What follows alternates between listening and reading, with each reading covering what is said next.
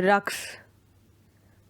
اس novel کو تحریر کیا ہے ایمان خان نے۔ ایک نظر ادھر دیکھ، تماشا ہی سہی، تیرا پردہ تیری دوری، حالات کا تقاضا ہی سہی۔ دسمبر کی اس ٹھٹرتی رات میں جب ہر طرف سناٹا تھا، ان کا کمرہ اندھیرے میں ڈوبا ہوا تھا، جب اس کے موبائل کے رنگ ٹون نے اس خاموشی کو توڑا، وہ یکدم بوکھلا کے اٹھ بیٹھا، سائیڈ لیمپ جلایا، آنکھیں مل کے دیکھا، رات کے 2 بج رہے تھے۔ دل میں خیریت کی دعا کرتے ہوئے اس نے موبائل فون اٹھایا۔ سامنے چمکتے نمبر کو دیکھ کے ایک لمحے کے لیے وہ چونکا، دوسرے لمحے اس نے کال اٹھا کے فون کان کے ساتھ لگا لیا۔ دوسری طرف اس کی سماعتوں کے ساتھ وہی کھنکدار آواز ٹکرائی۔ وہ شاید رو رہی تھی۔ آپ کیوں رو رہی ہیں؟ وہ مفتی صاحب کے نمبر سے اس کی آواز سن کے پہلے ہی تشویش کا شکار ہو چکا تھا۔ آپ کہاں ہیں؟ پلیز یہاں آ جائیں، بابا جان کی طبیعت بہت خراب ہے۔ وہ روتے ہوئے اس سے مدد کی درخواست کر رہی تھی۔ وہ اسے حوصلہ دیتے ہوئے اٹھ کھڑا ہوا، کال کاٹی اور ٹیبل سے چابی اٹھا کے ہوٹل سے باہر نکل آیا۔ وہ اس وقت مری کے ہی ایک ہوٹل میں ٹھہرا ہوا تھا۔ اس وقت وہ سادہ سی ٹراؤزر شرٹ میں ملبوس تھا۔ تیزی میں وہ جیکٹ پہن کے باہر نکل آیا تھا۔ باہر نکلتے ہی یخ بستہ ہواؤں نے اس کا استقبال کیا۔ وہ ہوائیں اس کو اپنی روح میں سرایت کرتی محسوس ہوئیں۔ اسے محسوس ہوا اس کے ہاتھ جم گئے ہیں، وہ اب ڈرائیونگ نہیں کر پائے گا۔ اس طرح بھی کیفیت میں دونوں ہاتھوں کو آپس میں رگڑا اور گاڑی سٹارٹ کی۔ تھوڑی دیر بعد وہ اس چھوٹے سے گھر کے باہر کھڑا تھا۔ دروازہ کھٹکھٹایا تو وہ جلدی سے کھول دیا گیا۔ وہ سامنے موجود لڑکی پر ایک بھی نگاہ ڈالے بغیر اندر کی طرف بڑھ گیا، جہاں وہ صوفے پہ نیم دراز لمبی لمبی سانسیں لے رہے تھے۔ آتے ہوئے اس نے ڈاکٹر کو کال کر دی تھی، جو اس کا بہت اچھا دوست تھا، لیکن ان کی حالت بہت غیر ہو رہی تھی۔ اس نے آگے بڑھ کے ان کا سر اپنی گود میں رکھا۔ وہ بمشکل کچھ بولنے کی کوشش کر رہے تھے۔ انہوں نے جلدی سے اس کا ہاتھ تھامنا چاہا۔ اس نے محسوس کیا ان کا ہاتھ برف کی طرح ٹھنڈا ہو چکا ہے۔ اب کی بار، پہلی بار اس نے ایک سہمی ہوئی نگاہ سامنے کھڑی لڑکی پر ڈالی۔ اس کے چہرے سے اسے خوف آیا۔ سیاہ رنگ، بڑی بڑی گہری آنکھیں، چھوٹی سی ناک، موٹے موٹے سیاہی مائل ہونٹ، چہرے پر عجیب سے نشان تھے۔ اس وقت اس کے چہرے پہ دکھ کے سائے لہرا رہے تھے۔ اس نے بے ساختہ نظریں چرائیں۔ تم میری بیٹی سے شادی کر لینا۔ یہ جملہ گویا کسی بم کی طرح ان کی سماعتوں پہ گرا۔ سامنے کھڑی لڑکی نے بھی بے یقینی سے اسے دیکھا۔ یکدم ان کا وجود ساکت ہو گیا۔ سانسوں کی ڈور شاید ٹوٹ چکی تھی۔ وہ صدمے کی کیفیت میں بیٹھے رہے۔ اس جملے کی گونج اب بھی انہیں اپنے کانوں میں سنائی دے رہی تھی۔ سامنے کھڑی لڑکی بے یقین تھی۔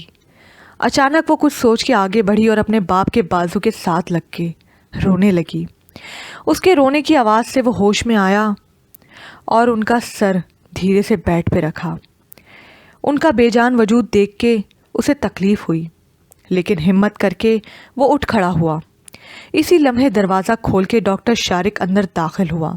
ایک نظر بیڈ پہ بڑے بےزد وجود کو دیکھا اور ساری صورتحال سمجھ گیا۔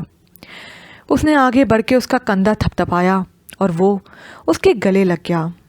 ڈاکٹر شارق کو اس نے جنازے کے انتظامات کا کہا تو وہ گھر سے باہر نکل گیا۔ اس نے گردن گھما کر وقت دیکھا تو صبح کے 4 بج رہے تھے۔ وہ لڑکی ابھی تک رو رہی تھی۔ آپ کچھ دیر اگر یہاں اکیلی رہ سکتی ہیں تو میں کفن دفن کے انتظامات دیکھ لوں۔ ویسے بھی میرا اس وقت یوں اس گھر میں موجود ہونا ٹھیک نہیں۔ وہ پہلی بار نظریں چرا کے متوجہ ہوا تھا۔ آپ جائیے، میں رہ سکتی ہوں، اس نے روتے ہوئے ہی جواب دے دیا تھا۔ تو وہ محض سر ہلا کے گھر سے باہر نکل گیا۔ اس نے نم آنکھوں سے اسے جاتے دیکھا اور ایک دفعہ پھر تڑپ تڑپ کے رو دی۔ नज़र भर देख लेने से भला क्या होगा। हाँ, तुम मासूम सही, हम रुसवा ही सही। जिस वक्त वो पथरीली सड़कों पे गाड़ी चला रहा था, इस लम्हे वो सीट के साथ टेक लगा के ओंग रही थी। वो 7 घंटों से मुसलसल सफ़र में थे। अब उसके एसाब शदीद थकन का शिकार हो चुके थे। ऐसी ही कुछ हालत ज़रपाश की भी थी। गाड़ी एक झटके से रुकी और वो गड़बड़ा के उठ बैठी। नींद पूरी हो गई तुम्हारी? वो आम लहजे में पूछ रहा था। नहीं तो वो तो बस मैं ऐसे ही। उसने सर झुका के खफ़त भरे लहजे में कहा, नहीं तो बीबी, सो जाने पे शर्मिंदगी की क्या बात है? उसने गाड़ी का दरवाज़ा खोलते हुए जल के कहा। तो वो खामोश रही। चलो बाहर आओ, उसे कह के वो आगे बढ़ गया। दरवाज़ा खोल के वो बाहर निकली तो ठंडी हवाओं ने उसका इस्तकबाल किया। उसने पहली बार सर उठा के इस खूबसूरत वादी को देखा था। खूबसूरत पहाड़ों के हिसार में मुकीद वो एक खूबसूरत फार्म हाउस था, जो खूबसूरत रंग बरंगे पत्थरों से बना हुआ था। एक तरफ कुशादा सड़क थी, सामने ही छोटा सा गेट था। अंदर एक तरफ छोटा सा लॉन था जिसमें खूबसूरत फूल खिले हुए थे। फार्म हाउस ज़रा ऊंचाई पे था तो सामने तंग सड़क दिखाई देती थी। वो वहाज की पैरवी में चलने लगी। मुलाजमों की एक फ़ौज फ़ौरन से हाजिर हुई। वो किसी मुलाजिम को गाड़ी पार्क करने का कह के अंदर बढ़ गया। ज़रपाश भी उसके पीछे चलने लगी। लकड़ी का भारी भरकम दरवाज़ा खोल के वो जब अंदर दाखिल हुई तो उसका मुंह खुले का खुला रह गया। उससे कीमती और खूबसूरत लकड़ी का सामान उसने अपनी ज़िंदगी में पहले कभी नहीं देखा था। सामने छोटा सा हॉल नुमा टीवी लाउंज था। दीवार के साथ लगी एलसीडी, लकड़ी के खूबसूरत सोफ़े, दरमियान में पड़ी खूबसूरत टेबल, हर चीज़ खूबसूरती में अपनी मिसाल आप थी। दाईं तरफ छोटा सा ओपन किचन था और हॉल से ही लकड़ी की सीढ़ियाँ ऊपर की तरफ जाती थी। वो चुपचाप सोफे पे बैठ के दोनों हाथों से कनपटियाँ दबाने लगा। उसे अभी तक यूं ही खड़ा देख के वो चिढ़ गया। मोहतरमा, अगर आपका मुआयना ख़त्म हो गया हो तो आप बैठ सकती हैं, उसने तंजिया लहजे में कहा। तो वो फ़ौरन सोफे पे टिक गई। उसी लम्हे एक बूढ़ी औरत किचन से चाय के 2 कप लेके बाहर निकली और एक शफ़क़त भरी मुस्कुराहट से चाय टेबल पर रख के वहाज की तरफ देखा। फिर एक नज़र सामने बैठी सरसब्ज रंग के लिबास में मलबूस खूबसूरत सी लड़की को देखा, जो सर पे दुपट्टा टिकाए सर झुकाए बैठी थी। उसके शफाफ चेहरे पे बला की मासूमियत थी। उन्होंने अजीब सी नज़रों से देखा। वहाज बेटा, आप आने से ज़रा देर पहले अगर इत्तला कर देते तो मैं चाय के साथ कुछ और भी इंतज़ामात कर देती, उन्होंने शर्मिंदा होते हुए कहा। कोई बात नहीं बुआ, अभी हम यहीं हैं, आप कर लीजिएगा खिदमत। वो खुले दिल से मुस्कुराया। ये कौन है बेटा? उन्होंने इस लड़की की तरफ देख के पूछा। ये मेरी बीवी है, उसने चाय का कप उठाते हुए सरसरी बताया। तो बुआ को हैरत का शदीद झटका लगा। शादी कर ली आपने? उन्होंने हैरानगी से पूछा। क्यों बुआ, मैं पहला मर्द हूँ जिसने शादी करने का जुर्म किया है, वो बुरा मानते हुए तेवरी चढ़ा के बोला। नहीं साहब जी, वो तो मैं ऐसे ही बस, वो गड़बड़ा के बोली। अच्छा बुआ, आप मुलाजिम से कहें कि हमारा कमरा सेट करवा दें, हल्की फुल्की सजावट भी करवा दें, हमारी नई नई शादी हुई है। चाय का घूंट भरते हुए वो जू मायने अंदाज में मुस्कुराया तो उसका सर मज़ीद झुक गया। बुआ सर हिला के वहाँ से चली गई तो वो भी चाय की तरफ मुतवज्जा हो गया। अलबत्ता ज़रपाश की चाय ठंडी हो चुकी थी। वो मेरे दर्द से अक्सर अनजान बना रहता है, वो मेरा मोहसिन ही सही, दर्द शनास ही सही। जिस वक्त वो सीढ़ियाँ चढ़ के डरती हुई दरवाज़ा खोल के अंदर दाखिल हुई, उस वक्त रात के साए हर चीज़ को अपनी लपेट में ले चुके थे। सवात की इस खूबसूरत वादी में रात अजीब सहर अंगेज थी। रावलपिंडी की निस्बत यहाँ मौसम काफ़ी ठंडा था। जैसे ही उसने दरवाज़ा खोला, गुलाब के फूलों की मशहूर कुन खुशबू ने उसे अपने हिसार में लिया। अंदर मध्यम रोशनी थी। सामने बड़ी सी खिड़की के बाहर सवात की खूबसूरत वादी साफ दिखाई दे रही थी। घरों में जलती बत्तियां किसी जुगनू की तरह दिखाई दे रही थीं। उसने नज़र घुमा के देखा, वो बेड पे नीम दराज था। बाजू आंखों पे रखे, शायद वो सो चुका था। वो भी अपने सोने के लिए जगह ढूंढने लगी। हाँ तो मोहतरमा ज़रपाश, क्या कहा था आपने मुझे कि रक्स नहीं करती मैं, कोठे में रह के तवाइफ नहीं हूँ। उसके अल्फाज उसकी समातों के साथ टकराए तो उसके बढ़ते कदम ठहर गए। वो मुड़ी नहीं, लेकिन एक लम्हे के लिए उसकी सांस रुक गई। वो जाग रहा था, लेकिन देखो, इस सब के बावजूद जो मैंने चाहा मैंने कर लिया। इस बात का वाज़ेह सबूत ये है कि तुम इस वक्त मेरे कमरे में मेरे साथ मौजूद हो। उसने जताते हुए कहा। अब की बार वो पलटी थी, क्योंकि अब बीवी हूँ मैं आपकी। वो भी बहुत कुछ जता गई थी। वो भी खिलखिला के हंसा था। अच्छा शुक्र है तुम ये तो मानी। उसने मसनूई मासूमियत से कहा। तुम वहाँ क्यों खड़ी हो? यहाँ इधर बैठो, किसी गैर के साथ नहीं हो, शौहर हूँ तुम्हारा। वो संजीदगी से बोला तो वो चुपचाप बैठ गई। हाँ तो फिर मैं जीत गया। वो सीधा होके बैठा। वो उसे तपाना चाहता था। अब तो मैं तुम्हारे साथ वक्त गुजारने का हक रखता हूँ ना? वो शरारती लहजे में बोला। वो चुप रही। देखो, जब तक तुम मेरे साथ हो तब तक तो तुम मेरी बीवी हो, तो इस लिहाज से मेरा हर काम करना तुम्हारी जिम्मेदारी है। वो उसे संजीदगी से बता रहा था। क्या मतलब, जब तक मैं साथ हूँ? उसने नज़रें उठा के उसे देखा, ना समझी से पूछा था। हाँ तो तुम्हें क्या लगता है, तुम्हें पूरी उम्र के लिए गले में लटकाने का इरादा रखता हूँ? वो लापरवाही से बोला तो उसके सीने पे खंजर चलने लगा। क्या मतलब, आपने मुझसे शादी किस लिए की थी? वो पूछे बगैर ना रह सकी। हकूक जायज़ तरीके से हासिल करने के लिए, क्योंकि ऐसे तुम कोई भी हक देना नहीं चाहती थी। वो एक एक लफ्ज़ पे ज़ोर दे के बोला तो उसके गले में नमकीन सा गोला फंस गया। और अब मैं ही ये फ़ैसला करूँगा कि तुम्हें कब तक साथ रखना है। अब की बार भी लापरवाही से कहा गया था। अपनी ज़ात को यूं बेवक़्त देखना उससे बर्दाश्त नहीं हो पा रहा था, लेकिन वो ज़ब्त किए बैठी रही। तुमने ही कहा था मैं घटिया हूँ, निकाह के लफ्ज़ का गलत इस्तेमाल कर रहा हूँ, तो घटिया लोग मेरे जैसे ही तो होते हैं। वो मुस्कुरा के उसे याद दहानी करवा रहा था। और हाँ, मैं बहुत थक गया हूँ, ज़रा टांगे दबा दो मेरी, मैं बहुत थक गया हूँ। अगला हुक्म सादर किया गया था। वो ज़ब्त के मारे लाल आंखों से उसे देख के रह गई, जो रुख मोड़ के सोने को तैयार था। वो चुपचाप उसकी टांगे दबाने लगी। उसे नहीं मालूम था किस्मत अब उसे किस दोराहे पर ले जाएगी। वो अना परस्त था, उसकी बातों में इकरार भी था, उसके चुपते हुए लहजे में प्यार भी था। नवंबर की पल पल बदलती सूरत हाल के मुताबिक सवात की हवाएं भी रंग बदल रही थीं।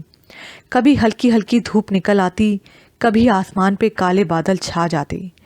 मौसम ख़ज़ा के ओवाइल दिनों में सब्ज़ पत्ते बदल के हल्के जर्द दिखाई दे रहे थे, और ऊंची कदावर दरख्तों से झड़ते ये जर्द पत्ते ज़मीन पे बिछी सब्ज़ चादर पे गिरते तो अजीब सहर अंगेज़ नज़ारा पेश करते। अपने कमरे की ग्लास विंडो के बाहर नज़रें जमाए वो खड़ी थी, जहाँ सब्ज़े पे खूबसूरत घोड़े घास खाने में मसरूफ़ थे। हाथ में पकड़ा कॉफ़ी का कप ठंडा पड़ चुका था, लेकिन वो अपनी ही सोचों में महू खड़ी थी। जब दरवाज़ा धीरे से खोल के वो अंदर दाखिल हुआ, उसे एक नज़र देखा जिसने उसकी मौजूदगी का नोटिस भी नहीं लिया था। वो इसी तरह ही नज़रें बाहर जमाए खड़ी थी। वो धीरे धीरे चलता उसके करीब आया और हाथ बांध के उसके पीछे खड़ा हो गया। اور اس کے کان کے قریب جا کے گلا کھنکھارا تو وہ یکدم چونک کے پیچھے مڑی تو اس کے سینے کے ساتھ جا ٹکرائی. پھر یکدم لرزتی پلکیں اٹھا کے اس کی آنکھوں میں جھانکا. وہ مسکرا رہا تھا. وہ بالکل اس کے قریب کھڑا تھا. وہ تھوڑی سی شرمندہ ہو کے پیچھے ہٹنے لگی تو اس نے ہاتھ ونڈ اسکرین کے ساتھ ٹکا کے اسے یہ کرنے سے باز رکھا. وہ اب اس کے بازوؤں کی گرفت میں سر جھکائے کھڑی تھی. اب مارو میرے منہ پہ تھپڑ. وہ مصنوعی غصہ چہرے پہ سجائے اسے اکسا رہا تھا. وہ سانس روکے خاموشی سے وہیں کھڑی رہی. مارو. وہ دوبارہ حاکمانہ لہجے میں بولا تو اس نے بامشکل سر اٹھایا اور لب کچلنے لگی. میں نہیں ماروں گی. اس نے جان چھڑانی چاہی. کیوں بھلا؟ کیونکہ اب آپ میرے شوہر ہیں. وہ آہستہ آواز میں ہچکچاتے ہوئے بولی تو وہ کھلکھلا کے ہنسا. اس نے گھبرا کے نظریں جھکا لیں. دیکھو تمہارے منہ سے مجھے شوہر کہنا مجھے بہت پسند ہے. اس نے تھوڑی سے پکڑ کے اس کا چہرہ اوپر کیا. وہ زو معنی انداز میں مسکرا رہا تھا. ہٹے مجھے تھوڑا کام ہے. وہ جانے کے لیے پر تولنے لگی. کیا مجھ سے بھی ضروری کوئی کام ہونا چاہیے تمہاری زندگی میں؟ وہ مصنوعی ناراضگی سے بول کے اسے پھر لاجواب کر گیا.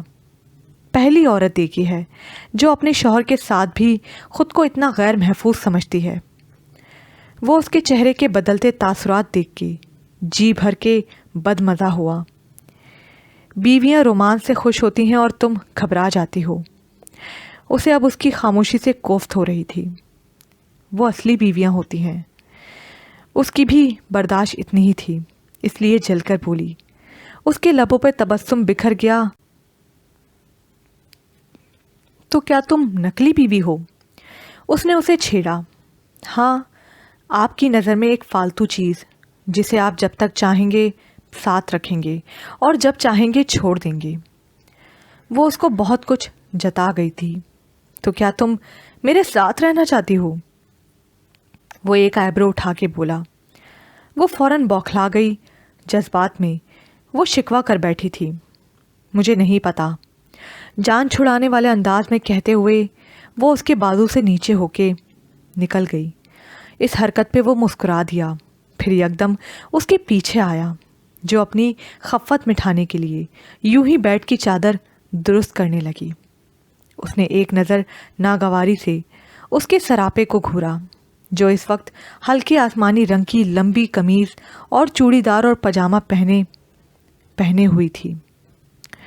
ہلکے گولڈن رنگ کے بالوں کا ڈھیلا سا جوڑا بنا رکھا تھا. سنو. اس کے پکارنے پہ بھی وہ اس کی طرف متوجہ نہ ہوئی. وہ اس کی طرف دیکھنے سے دانستہ گریز پا تھی. مانا میں تمہیں پسند نہیں ہوں لیکن اب ایسی بھی کیا ناراضگی ہے کہ تم نے ایسا بیوہ عورتوں والا حلیہ بنا لیا ہے. وہ برا سا منہ بنا کر بولا تو اس نے پلٹ کے اسے گھورا تھا. خود کو بیوہ کہنا اسے برا لگا تھا لیکن اس کا اظہار نہ کر پائی. اور واقعی آج صبح ہی میک اپ کا تمام سامان بوا نے ڈریسنگ ٹیبل پر سجا دیا تھا. وہ الگ بات تھی کہ اس نے پلٹ کے اس طرف دیکھا بھی نہیں تھا. وہ دھیرے سے اٹھا اور اس کے قریب آیا. اسے بازو سے پکڑ کر ڈریسنگ ٹیبل کے شیشے کے سامنے لے گیا. وہ ناسمجھی سے اسے دیکھ کے رہ گئی. ٹیبل پہ پڑی مختلف شیڈز کی لپسٹک میں سے ایک ڈارک شیڈ اٹھایا اور اس کے ہونٹوں پہ لپسٹک لگانے لگا. وہ بس حیرت اور بے یقینی کے ملے جلے تاثرات سے اسے دیکھ کے رہ گئی. ساتھ ہی اس کے بالوں پہ لگا کیچر کھولا. لمبے بال شانوں سے ہوتے ہوئے کمر پہ بکھر گئے. وہ اپنا اور اس کا عکس شیشے میں دیکھ کے رہ گئی. اب لگ رہی ہو نا تم تھوڑی تھوڑی دلہن. وہ فاتحانہ لہجے میں بولا. ساتھ ہی بوا کو آواز دینے لگا. بوا تیزی سے ادھر آئیں.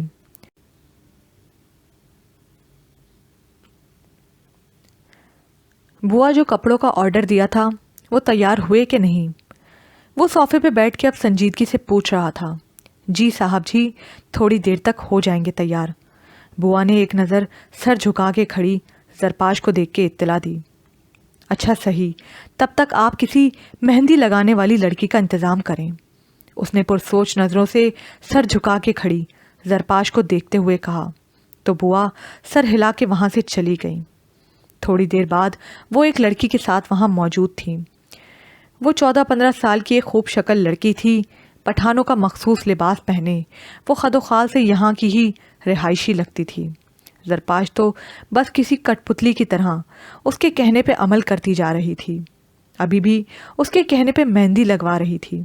وہ پاس بیٹھا تنقیدی نظروں سے جائزہ لے رہا تھا، پھر ایک نظر اس کے سفید بالوں پہ لگی، پھر ایک نظر اس کے سفید ہاتھوں پہ لگی مہندی پہ ڈالی۔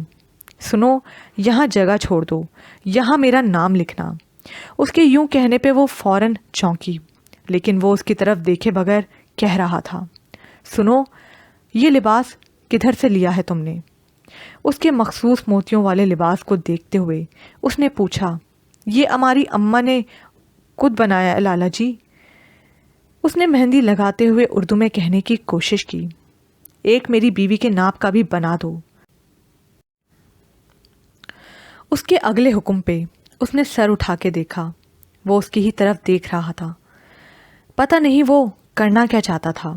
ہاں، بنوا دوں گی لالا، اس نے فوراً کہا۔ وہ جلدی بے تکلف ہونے والی لڑکی تھی۔ میری بیوی ہے بھی پیاری، اس کے ساتھ تو بہت خوبصورت لگے گا، وہ اس کی طرف دیکھتے ہوئے بولا تو اس نے مزید سر جھکا لیا۔ پتہ نہیں وہ بار بار اس پر کیا جتانا چاہتا تھا۔ لالا بہت محبت کرتا ہے تم سے، لڑکی نے خوش ہوتے ہوئے کہا۔ اس نے چور نظروں سے دیکھا تو وہ ایسے بیٹھا تھا جیسے اس نے کچھ سنا ہی نہ ہو۔ دل کے اندر کہیں ٹیس اٹھی تھی۔ وہ اس کی طرف دیکھ کے زبردستی مسکرا دی۔ اب وہ اس کے ہاتھ پہ اس کا نام لکھ رہی تھی اور اس کی نظریں اس نام پہ جم گئیں۔ پتہ نہیں یہ نام اس کے نصیب میں تھا بھی یا نہیں۔ ہم نے اس کے درد سے اپنی سانس کا رشتہ جوڑ لیا، ورنہ شہر میں زندہ رہنے کی ایک صورت اور بھی ہے۔ موسم نے پھر اپنا رنگ بدلا تھا اور برف باری ایک دفعہ پھر شروع ہو گئی تھی۔ کاروبار زندگی معطل ہو کے رہ گئے تھے، لینڈ سلائیڈنگ کا خطرہ بھی بڑھ گیا تھا۔ ملکہ کوثر پہ سیاحوں کی آمد کی وجہ سے ٹریفک جام ہو چکی تھی۔ ایسے میں وہ اس چھوٹے سے گھر کے گرم کمرے میں بیٹھا تھا، پاس ہی آگ جل رہی تھی، اس کے ہاتھ میں پڑا کافی کا کپ ٹھنڈا ہو چکا تھا۔ آج مفتی صاحب کی تفطین کو 4تھا روز گزر چکا تھا۔ مسلسل خود سے جنگ لڑنے کے بعد وہ اس نتیجے پہ پہنچا تھا کہ ان کا حکم نہیں ٹال سکتا تھا، اور آخر آج شام اس نے مہاجمین سے خاموشی سے نکاح کر لیا تھا۔ سب لوگوں کے جانے کے بعد بھی وہ اسی گھر میں موجود تھا۔ اس وقت وہ دونوں ہی اسی کمرے میں موجود تھے۔ دونوں یوں سر جھکا کے بیٹھے تھے جیسے انہوں نے کوئی جرم کر دیا ہو۔ اس خاموشی کو اس کی آواز نے توڑا تھا۔ آپ کے ابو کا مجھ پہ بہت بڑا احسان تھا کہ انہوں نے مجھ جیسے ایک شرابی انسان کو ہدایت کا راستہ دکھایا، وہ نظریں جھکائے سپاٹ لہجے میں کہہ رہا تھا، اور ان کا ہر حکم سر آنکھوں پر۔ ان کے حکم کے مطابق میں نے آپ سے نکاح کر لیا، لیکن ایک بات آپ یاد رکھیے گا، میری زندگی میں آپ کے لیے کوئی گنجائش نہیں نکل سکتی۔ وہ دھیرے دھیرے کہہ رہا تھا اور وہ سر جھکا کے سنتی۔ پتہ نہیں ضبط کے کون سے مراحل سے گزر رہی تھی، لیکن ہمارا رشتہ کبھی نکاح سے آگے نہیں بڑھ سکتا۔ میری بیوی ہے جس سے میں بہت محبت کرتا ہوں، میری 2 بیٹیاں ہیں۔ اس انکشاف نے تو جیسے اس کے اندر تک کو جھنجھوڑ کے رکھ دیا تھا۔ اس نے تڑپ کے نظریں اٹھا کے اسے دیکھا تھا جو زمین کو گھور رہا تھا۔ وہ کہیں سے بھی شادی شدہ نہیں لگتا تھا، اور وہ جو یہ سوچ کے بیٹھی تھی کہ وہ اس شخص کی زندگی میں جگہ بنا ہی لے گی، یہ امید بھی اپنی موت آپ ہی مر گئی تھی، اور پھر فقط وہ اتنا ہی بول پائی تھی، میرے لیے اتنا ہی کافی ہے کہ آپ نے ابا کا حکم مان کے مجھے سہارا دے دیا، اس سے زیادہ کچھ نہیں چاہیے۔ بات کے آخر میں نہ چاہتے ہوئے بھی اس کی آواز لڑکھڑا گئی تھی، ساتھ ہی وہ چائے کا خالی کپ اٹھا کے اٹھ کھڑی ہوئی۔ وہ اپنے آنسو ان سے چھپانا چاہتی تھی، وہ ملا بھی تو اس طرح کہ اس کے دل میں کوئی اور تھا۔ اسی لمحے موبائل کی اسکرین پہ جلتے بجھتے مہر النساء کے نام نے انہیں اپنی طرف متوجہ کیا۔ انہوں نے بجھے دل کے ساتھ فون اٹھایا. فون اٹھاتے ہی وہ شروع ہو چکی تھی، اس چیز سے بے خبر کہ ان کا شوہر اب بڑھ چکا ہے. وہ بس ہاں ہوں میں جواب دے رہا تھا. کچن میں کھڑی وہ خاموشی سے آنسو بہا رہی تھی اور باہر شام مہو تماشا تھی.